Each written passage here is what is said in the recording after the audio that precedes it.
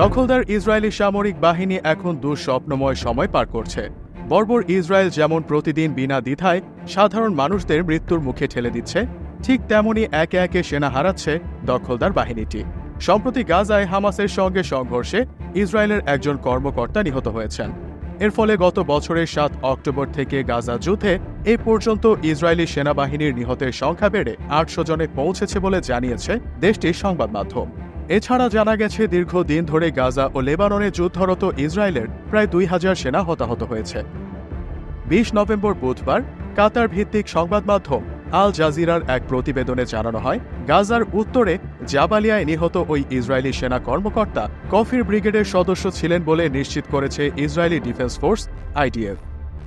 Israeli সেনাবাহিনী আরও জানিয়েছে, হামাসের সঙ্গে সংঘর্ষে আরেক ইসরায়েলি কর্মকর্তা আহত হয়েছেন। তিনি রেজিমেন্ট 90-এর কমান্ডার এবং একজন কর্নেল ছিলেন।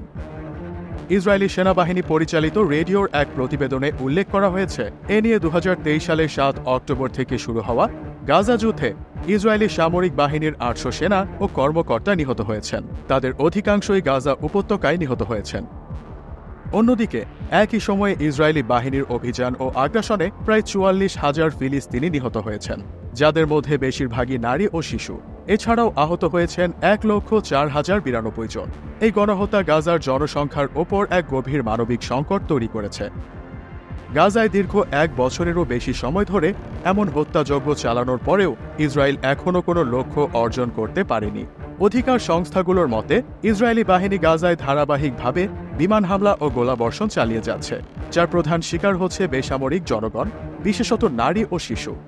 আন্তর্জাতিক সংস্থাগুলো বারবার মানবিক সহায়তা ও যুদ্ধবিরতির আহ্বান জানালেও পরিস্থিতির কোনো উন্নতি এখনও ঘটেনি।